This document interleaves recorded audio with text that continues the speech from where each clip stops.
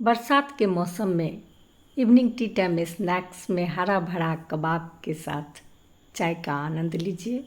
मैं baby Jha blogs में आप सबका स्वागत करती हूँ। आज मैं हरियाली कबाब की रेसिपी लेकर आई हूँ और इसे बनाने के लिए मैंने थोड़ा सा पालक लिया है। पालक को जैसे धोते हैं, साफ़ करते हैं, उस तरह से पालक को साफ़ कर लिए हैं और इसे उबलते पानी में डालकर 1 से 2 मिनट तक ऊपर नीचे कर लेंगे। और जब ये सॉफ्ट हो जाए तो इसे निकाल लेंगे एक छन्ना में, और पालक के साथ कुछ मटर भी इसमें डाल दिए थे। अब इसे ठंडा पानी में डाल देते हैं और आगे का प्रोसेस करेंगे। तो ये मूंग है, स्प्राउटेड मूंग है। इसे 24 आवर पानी में भिगोकर छोड़ दिए थे और पानी में से निकालकर 5-6 घंटा छोड़ देने से ये पूरी तरह से स्प्राउट हो जाता है। और इसमें अदरक और हरी मिर्च जार में डाल दिए हैं स्प्राउटेड मूंग के साथ। और ये पालक और मटर है। सभी को पीस लेते हैं। पीसने समय में पानी का यूज़ नहीं करेंगे क्योंकि स्प्राउटेड मूंग में भी पानी रहता है और पालक में भी पानी रहता है। तो एक पेस्ट बना लेंगे और बहुत आसानी से बन जाता है। इधर शिमला मिर्च और गाजर लिए हैं, एक शिमला मिर्च और एक गाजर, और दोनों को रफली चॉप कर लेते हैं और चॉपर में इसे चॉप कर लेंगे जिससे कि ये बहुत ही बारीक हो जाता है और हमें बारीक ही चाहिए। तो आप इसे कद्दूकस भी कर सकते हैं गाजर और शिमला मिर्च को। तो सारे को चॉप कर लेते हैं। ये रेसिपी बहुत ही टेस्टी बनती है और कम बॉयल में और कम स्पाइसी में ये बहुत ही टेस्टी बनती है। और जब आप इस तरह से इसे बनाएंगे तो पता ही नहीं चलेगा कि इसमें पालक मिक्स है। कुछ डिफरेंट फ्लेवर आएगा और टेस्ट भी आएगा। स्टार्टर के रूप में भी आप इस कबाब को खा सकते हैं और इवनिंग टी टाइम स्नैक्स में भी खा सकते हैं।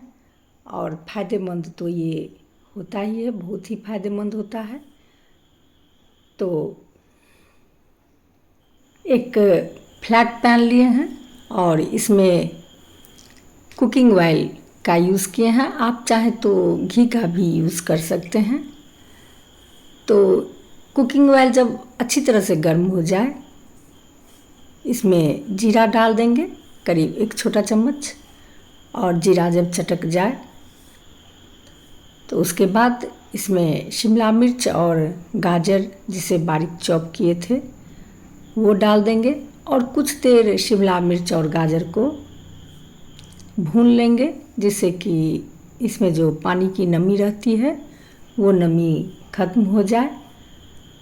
और थोड़ा सा भूनने के बाद इसमें पालक और स्प्राउटेड मूंग का बैटर जिसे पीसे थे, इसमें अदरक और हरी मिर्च भी डाल दिए हैं।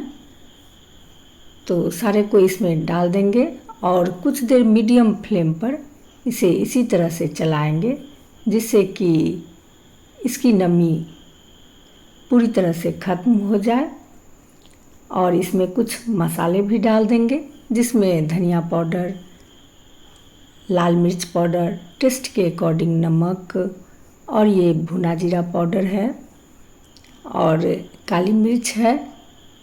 तो इन सभी मसालों के साथ इसे भूनेंगे और बहुत जल्दी ही इसकी नमी चली जाती है और ये ड्राई हो जाता है जैसा कि हमें चाहिए।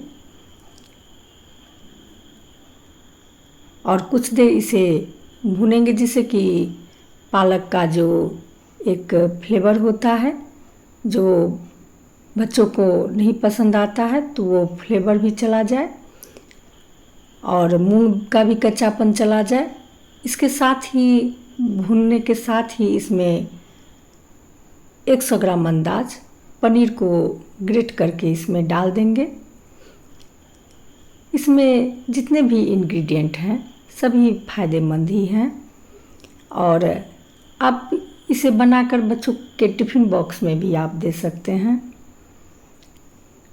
मल्टीपर्पज़ इसका आप यूज़ कर सकते हैं।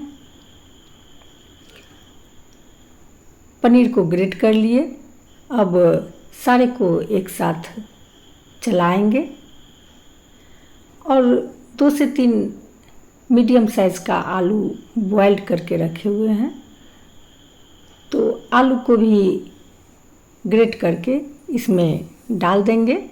लेकिन अभी कुछ देर इसे भून लेते हैं।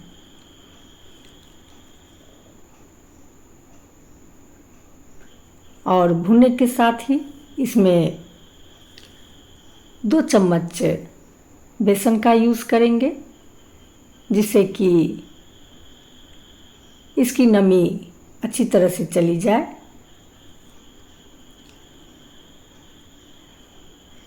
ये आलू है, आलू को भी ग्रेट ही कर लेते हैं, जिससे कि लम्स ये सब गुठली ये सब इसमें ना रहे और अच्छी तरह से आलू मिक्स हो जाए। तो आलू की क्वांटिटी हम ज़्यादा नहीं देंगे, आलू मीडियम साइज़ का आलू 2 से 3 देंगे।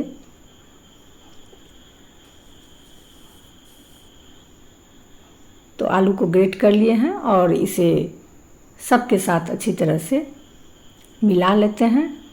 और आप देख रहे हैं कि ये धीरे धीरे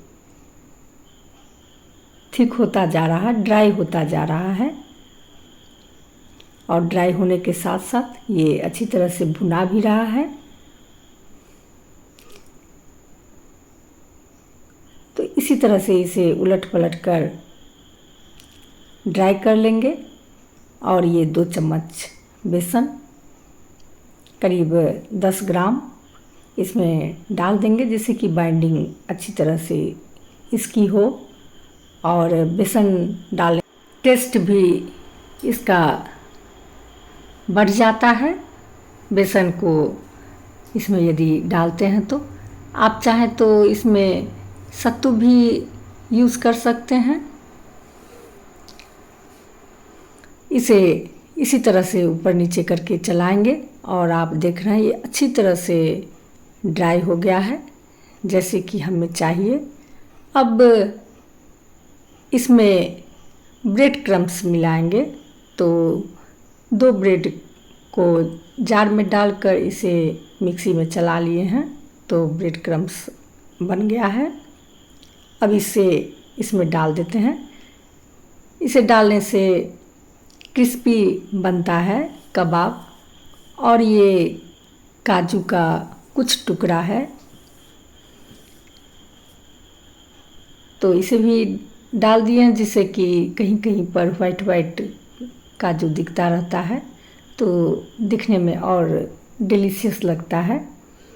और ये थोड़ा सा कश्मीरी लाल मिर्च इसमें डाल दिए हैं और थोड़ा सा गरम मसाला और ये बारीक कटी हुई धनिया की पत्ती है। बहुत अच्छा फ्लेवर आता है धनिया पत्ती यदि आप डालें इसमें तो।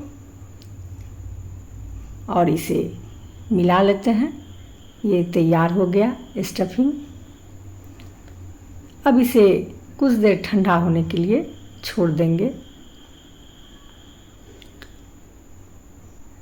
और जब ये ठंडा हो जाएगा तो इसका छोटा छोटा बॉल बना लेंगे नींबू के साइज़ का।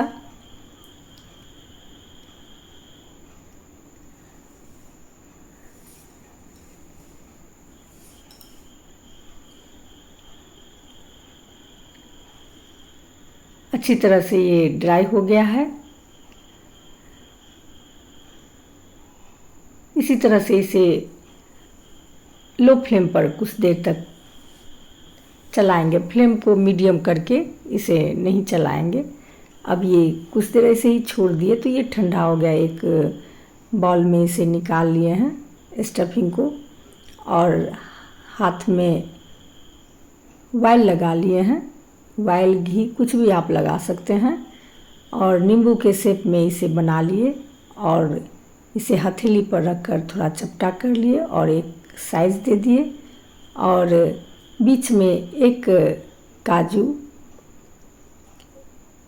डाल दिए हैं जिससे कि ये अच्छी तरह से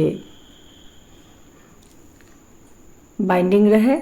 और जब ये काजू फ्राई हो जाता है इस कबाब के साथ और पूरी तरह से बनने के बाद जब इसका बाइट आप लीजिएगा तो काजू का टेस्ट बहुत ही डिलीशियस लगता है। फ्राइड काजू तो सारे को इसी तरह से बना लेते हैं, और टिक्की की तरह बना लेने के बाद फिर उसी पैन में ऑयल ले लिए हैं, कुकिंग ऑयल, जिसमें स्मेल ना हो।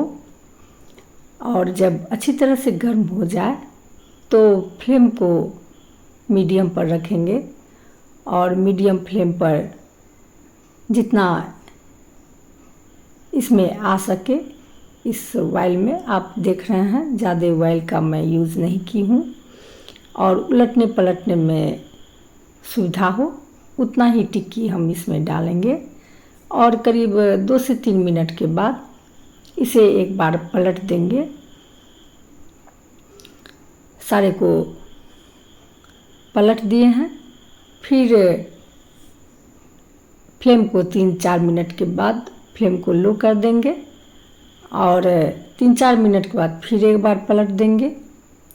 और आप देख रहे हैं इसका कलर भी चेंज हो गया है, और दिखने से ही ये लग रहा है जैसे ऊपर से पूरा तरह से ये क्रिस्पी है, और काजू भी फ्राई हो गया है। तो एक एक करके सारे को हम निकाल लेंगे, और फिर जो रेस्ट बचा हुआ है उसे फिर पैन में डाल देंगे, और बहुत कम ऑयल में बहुत ही टेस्टी ये बनता है। और आपने देखा न इसमें ज़्यादा ऑयल की खपत हुई और न ज़्यादा मसालों की, और इसमें जितने भी इंग्रेडिएंट हैं सारे फ़ायदेमंद हैं।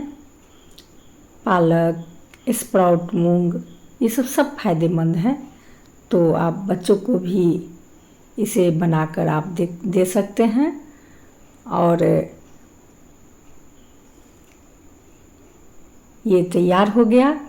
इसे आप धनिया पत्ता की चटनी के साथ, टमाटर की चटनी के साथ, टोमेटो केचप के साथ, किसी भी चीज़ के साथ आप इसका आनंद उठा सकते हैं। तो वीडियो यदि पसंद आ रही हो तो लाइक कीजिएगा, सब्सक्राइब कीजिएगा। फिर मिलते हैं।